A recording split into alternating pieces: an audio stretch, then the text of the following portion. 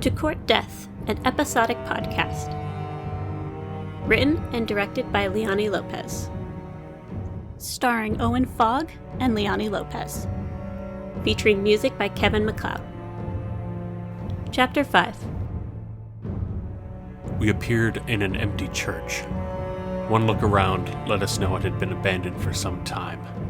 A thick layer of dust had settled over everything, and a breeze whipped through several broken stained glass windows. Eli sunk into one of the pews and shrugged out of her backpack, burying her face in her hands. I'm gonna take a look around. Make sure we're safe, for now at least. What am I going to do? What does my life fucking come to? Eli, you said it yourself, he was going to kill you. He tried to kill you before. I warned you. Don't you dare pull the I told you so card. I know you warned me. I tried, Warren. I tried to leave so many times. You just appear at the drop of a hat, and you don't even bother to ask what I've been through over the last few weeks. I don't even know how long it's been since the last time I saw you. 6 weeks. 6 grueling weeks, waiting to see if you would show up again. Waiting for Cole to come home drunk and finish me off. All that waiting and not knowing. You should have let the car hit us. I'm sorry. Too late for your apologies. You can tell me I'm special all you want, but I think it's a load of shit. I think I'm here because of circumstances. That's all. When I'm gone, my name will have a line like the ones above it. You'll get the next name and eventually you will forget all about me. I'll never forget you. We shared a smile, and she linked her fingers with mine. The ground suddenly trembled violently. What was that? I don't know, but it's been happening a lot. We don't get earthquakes around here. I don't think that's an earthquake. We're safe here for now. It won't be long before Marina and Famika come looking for us, though. Whatever response I had was lost when I suddenly collapsed, severe pain consuming my body. Warren, what's wrong? More flashbacks of my previous life played before my eyes. Gunfire, screaming, running, same as before. Only this time, I saw myself joining the fight, firing wildly and smiling. Warren, talk to me. I can't. Warren, focus on our voices. Are you in pain? Are you still feeling Alicia's pain? No, this is different. I clutched my head but gasped as I noticed the decay and rot was back, spreading up my arms towards my elbows. Eli screamed and jerked away from me, and Lance backed up. That's not good. I think it's past. You changed. Your face, it was horrible. Well, that's a little mean. My face? What happened to my face? They're calling again. I don't know what happens if we don't answer. Neither do I. I guess we'll find out. All right, we need a plan. We need to think of what to do next. We can't just sit here and wait for death to find me. If you have a suggestion, I am all ears. You guys said you have bosses. Is there any chance they can be reasoned with? Maybe I can plead my case to them. The rules of life and death are pretty set in stone. You can't just bargain. Lance doubled over this time, his hands and face swelling and growing bulbous. Hives began forming, turning into weeping sores. What is that? Marina and Famika appeared, much to our surprise. Famika hunched over, leaning against Marina, who looked awful. It was like their bodies were stuck in the middle of a horrifying transformation. Half of Famika's face was missing its skin, and exposed, rotting teeth gave her a disturbing grin. Marina's arms were completely decayed, and the skin around her eyes sloughed off as she stumbled. Where have you two been? We've been paging you! What is she still doing here? Trying to figure out what is going on. Same as you. The ground shook, this time aggressively rocking the building. It stirred up the dust around us and sent Eli into a coughing fit. Lance's form was still shifting, and writhing on the ground in pain. Suddenly, the sound of thunder boomed so loud it shook the building again. Eli took off instantly towards the door. Eli, come back! I pushed myself to my feet. My skin started to turn red where it wasn't decaying, and Eli's name gushed blood before it and the list disintegrated. Outside, I stared up at the sky as Warren caught up to me. The clouds were black, and a bolt of lightning cut through them before it started to rain. The ground shook violently again, and we instinctively reached for each other. Warren, when you said fate would catch up, what did you mean? Warren started to scream as he fell to his knees. Something inside of me snapped, and my memories suddenly came rushing back. I was a soldier who took pleasure in killing people. So many people. Warren, talk to me. But as she knelt next to me, the rain and wind picked up. Heavy sheets of water doused us from head to toe, while lightning flashed. The doors to the church burst open, and I turned around to see the other Reapers stumbling forward. It was horrifying. Lance's skin was covered in thick, painful boils, pus dripping from each one as his body swelled. Famke was barely recognizable, her sharp cheekbones even more prominent and hollow, her lips completely gone, leaving only the rotted teeth. Morena was the only one besides Warren who didn't look monstrous, though that was rapidly changing as she tried to make her way toward us. I stumbled backward in a panic, and a lightning bolt hit the ground next to me. I looked up and saw another one coming. At the last second, Warren shoved me out of the way, and the lightning hit right next to him, exploding chunks of sidewalk and covering him with smoke. When it cleared, he didn't look like Warren anymore. Pieces of his black suit gave way to bulging veins and tendons, red stripes snaking through what little exposed skin he had left. The rest had flaked off, leaving exposed rotted bones in places. His eyes were red now, almost fiery as he looked at me in anguish. Warren, what's happening to you? Warren blinked and grit his teeth before his real face appeared, though half of him was still decaying and frightening. We need to get out of here. Lance, Famke, and Morena advanced on us. The water was falling faster, the streets starting to flood. Now would be good, right now. Warren took my hand and we disappeared just as another lightning bolt hit the ground. The white room looked less bright than before. I stumbled when we appeared, and Eli caught me. Are you okay? No, not even slightly. Where are we? Limbo. See that door over there? Help me to it. Eli led me through the boss's door. We entered a room that looked exactly like the one we had just left, except the light dimmed until it was barely there, covering us in near darkness. Two very large, dark, hooded figures appeared on either side of me, so silent it was startling. You should not be here. So I've been told. Why have you come? Tell me what's happening to me. The list must always be followed. I fucking know that. That's not what I'm asking. What is happening to me, to all of us? You have disrupted the natural order of the universe. It is correcting itself. What does that mean? Spell it out if you don't mind. Not all of us are fluent in roundabout cryptic speech. When order is disrupted, the world cannot go on. Life and death go hand in hand. That cannot be changed. If death does not continue, neither can life. The world must be purged so we can begin again. So me living is bringing on the apocalypse. Death cannot be avoided. That's not a reason. There has to be another way. There is not. Bullshit! Do you know why you are here, Reaper? Have your memories returned? Yes, I remember. I was a soldier. I chose the contract to make amends for the lives I took.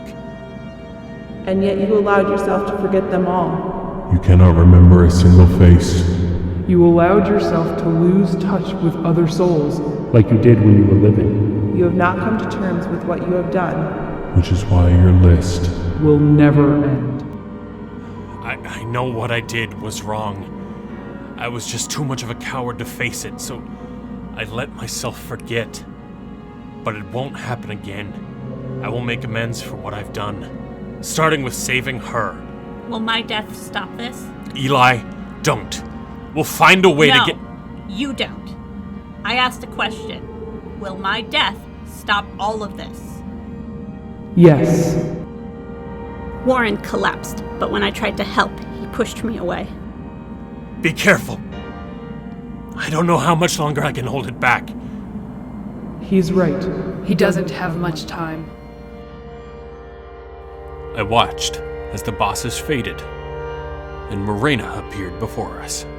She was transformed like the others, but taller and regal. Her eyes were missing, leaving only black sockets. Her skin had either fallen away or mummified, giving her face an eerie white glow against the darkness of the room. Her long black hair whipped around on its own, reaching for us. Morena, where are Lance and Famke? What happened to them? The same thing that's happening to you. The world is ending, Warren.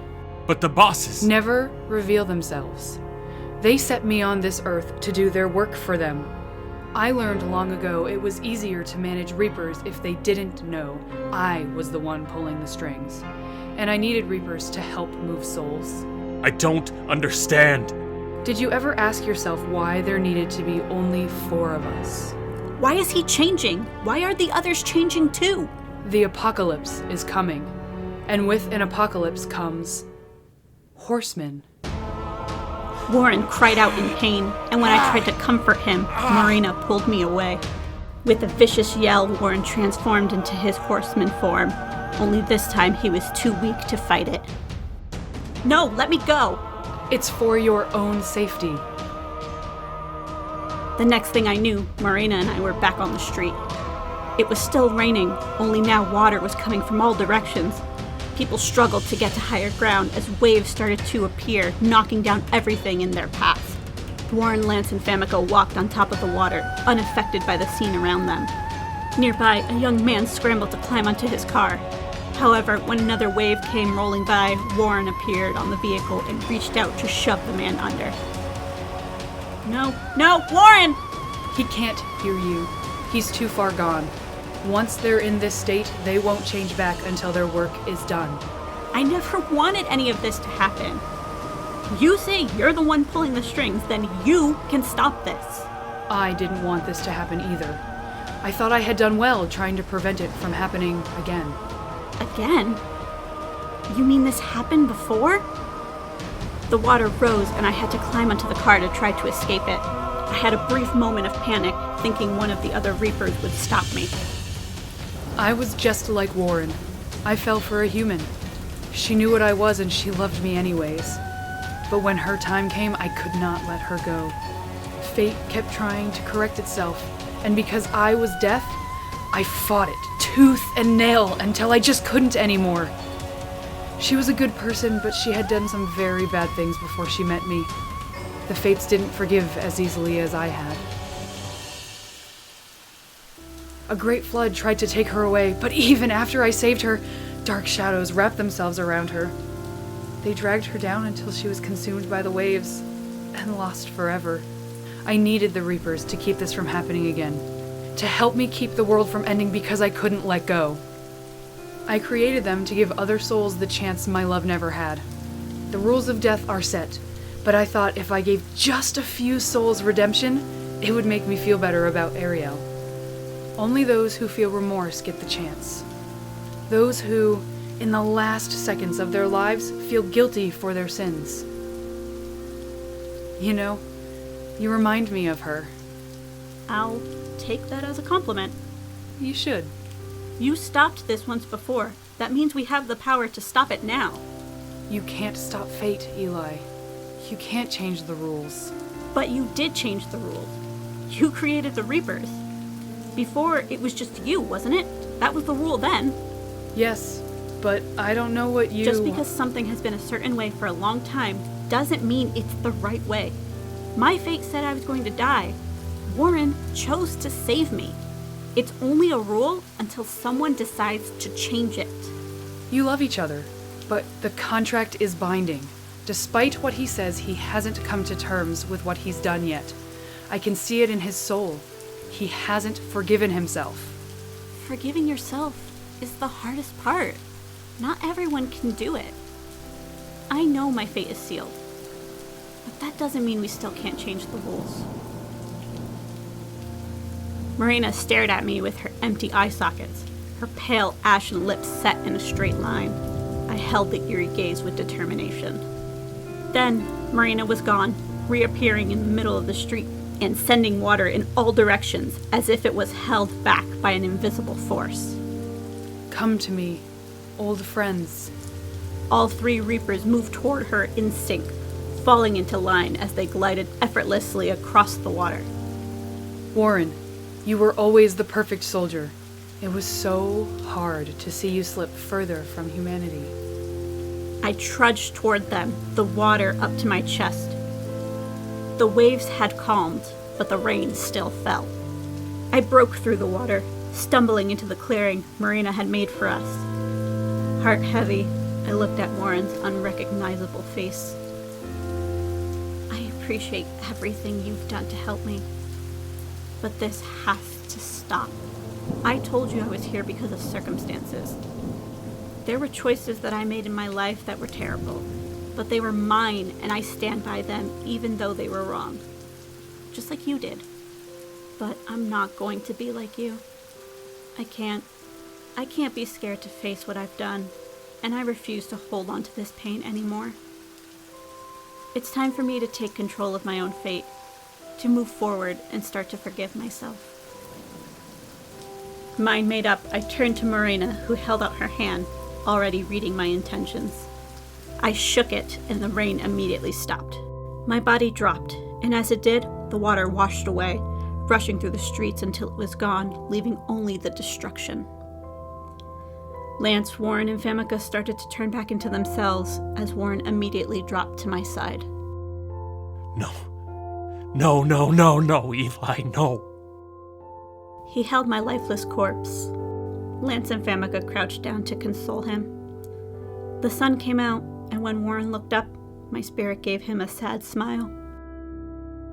Eli, what did you do?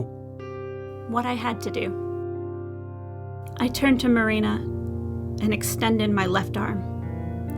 Marina trailed her fingers down the flesh and names started to appear as a black band slid around my wrist. I never wanted this for you.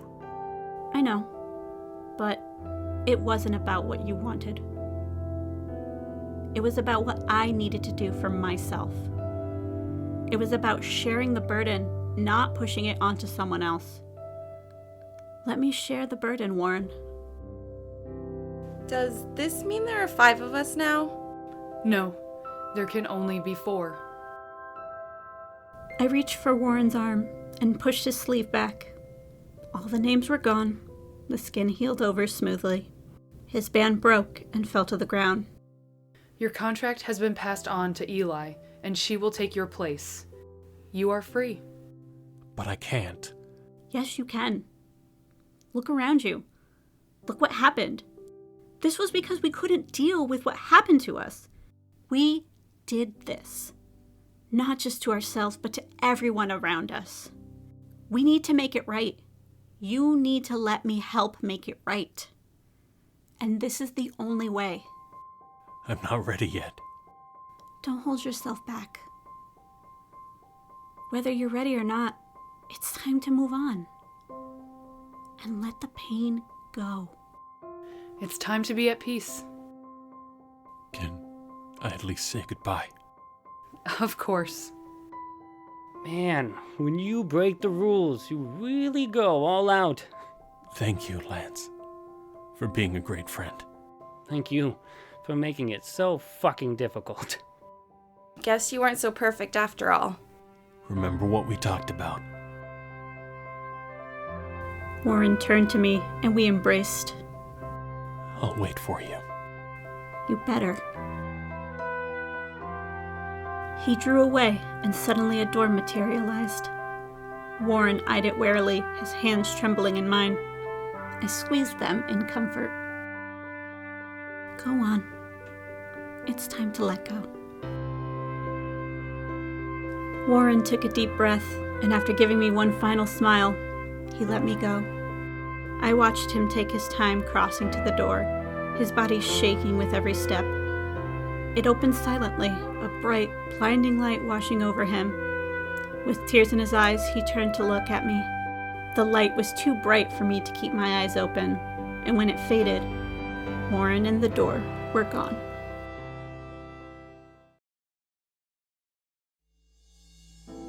Some people say that death is only the beginning. In my case, they don't know how right they are. That's who I am. That's what I do. I kill people.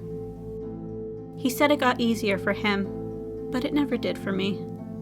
Then again, he collected souls for centuries, never facing his past. It only took me 100 years to come to terms with what I had done. The first year was the hardest. I missed him so much. Famika moved on shortly after I took the contract. Lance stayed with me for a while, fussing over me in the most fatherly way. We grieved for Warren together, and we tried to keep each other's spirits up with dumb jokes. But eventually, he moved on too. Like Warren, I began to forget moments of my mortal life. I still remember his face, though. His deep, piercing eyes and the small half-smile I would catch him giving me. He's the only reason why I went on, why I did my job, and why I was damn good at my job. I can see by the look on your face that you're confused. It's a lot to take in, trust me. Especially for someone who just died. Now, why am I telling you all this? Why did I just spend all this time sharing my story? Because you're going to take my place. And when I'm gone, Marina will be the only one to remember Warren and remember what happened. And I can see in you the same anger I held on to for so long. The same anger he saw in me. Marina shouldn't carry her burden alone, and neither should you. You have an opportunity to heal. Please, take it. This has been To Court Death, an episodic podcast. Written and directed by Leani Lopez. Starring Owen Fogg and Leani Lopez. Guest starring Connor MacDonald, Madalyn Sheehy, Alyssa Comeau, and Joshua Bonilla. Additional voices by Rosa Van Wee and Monica MacDonald. Featuring music by Kevin MacLeod.